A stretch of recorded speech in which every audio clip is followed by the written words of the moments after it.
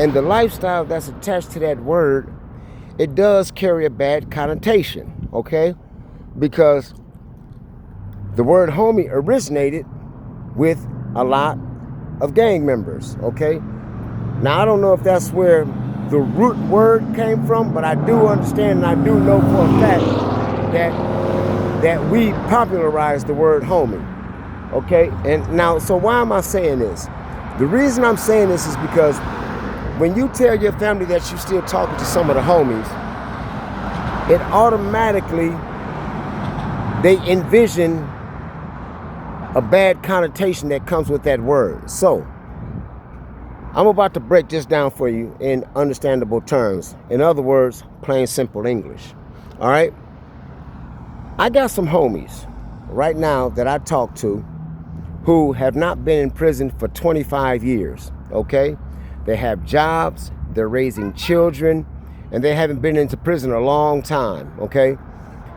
These are inspirational stories for me. These are the guys that I talk to, not on a daily basis, but probably once or twice every couple weeks or so. And these are men who have understood and realized that raising their children, being faithful to their spouses, taking care of their families and the household are important things to them. That is the most important agenda in their lives at this point. And they call me and I call them because they want to inspire me to tell me, hey, look, man, Ice Bomb, those days are gone, man. The days of the gangbanger are gone. The days of going back to Inglewood are gone. Now, they don't say anything negatively about my homies. And I won't say anything negative about my homies that's still out on the streets either, because that's their business. That's not my business. It's their life. They got to live their own life. But the homies that I do talk to, they're giving me positive, motivational speeches. All right? They're telling me, hey, Bomb, listen, man, you out there in Vegas, you cool out there. You know, it really ain't nothing for you in Inglewood. We know you still stay where you stay at and your people still stay out there. Man, go visit your people and bounce, man. Get a job, man. You know what I'm saying? Build your life back, man, because you can't afford to go to jail no more, because if you get another nickel, man, it's probably going to be over with for you, man. You know? And we don't want you to die in jail, Bomb. That's what they tell me all the time. And, you know, I got some really, really good homies, right? And some of these homies I ain't gonna never, ever, ever lose contact with for the rest of my life, because I grew up with these dudes from a young boy. You know, I've been from Inglewood family since I was 16, 15 years old. And so the whole thing is that I'm not going to just throw away everything that comes with a negative connotation of where I came from. So if you take the word homie away, some of these guys could be some of your family members, but they just didn't gangbang, but they went to jail, right? So just because your family member goes to jail and you come out, does the word homie have really any real significance about how you treat that person? No, that's your family member. So you're going to treat them still decently. You're going to wish them the best. You're going to hope that they get their life on track. And you're going to hope, most of all, that they learned a lesson, right? And so that lesson can come from anybody. Now, most of my lessons have come from my aunt and have come from experience. My Aunt Lisa, love her to death. She's my / big sister / mom / auntie, but 100% motivator and angel.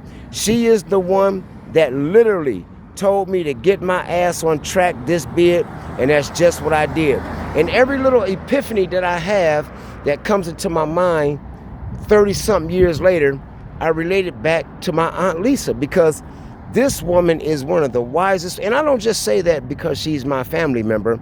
I say that because this woman is one of the wisest women that I knew in my whole life. And as a matter of fact, as much as I loved my grandmother who raised me, she didn't impart that wisdom on me as effectively as my aunt did, because there's an old saying, the teacher will only appear when the student is ready to learn. And guess what? When my grandmother was alive, I was not ready to learn. So therefore, all the wisdom that she imparted on me, it went into one ear and went out the other. And I regret that, because here I am 30 years later, barely coming out of prison. But guess what? When my Aunt Lisa talked to me, it started finally soaking in. My brain started rehabilitating itself. The neurons in my brain started waving little white flags of surrender on a neuron on a microscopic level, saying it's over, the crime is over.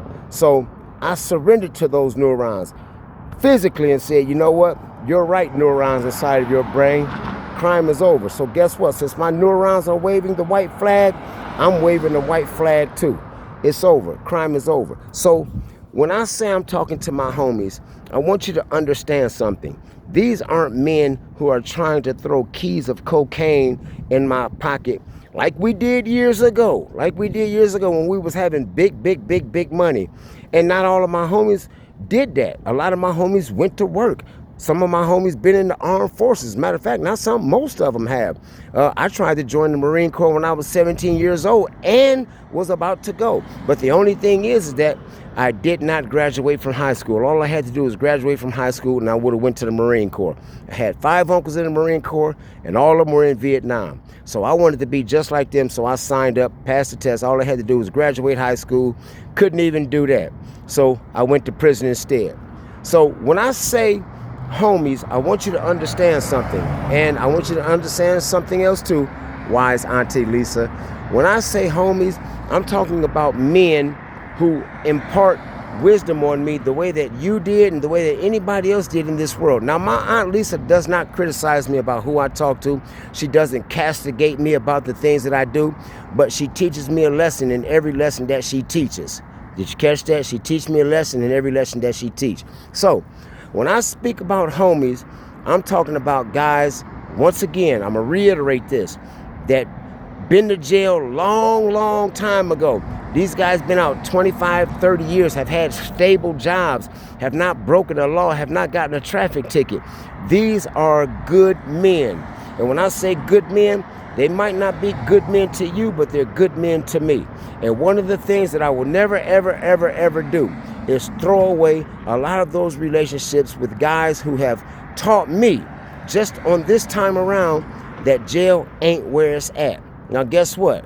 It ain't a whole lot of people that told me that, but the people that love me and the people that care about me, that's the message that I want to hear. And that's the message that if I say that I want to hear it, then the people who love me should want to hear it too. You understand? Because homies is not it's not a derogatory term.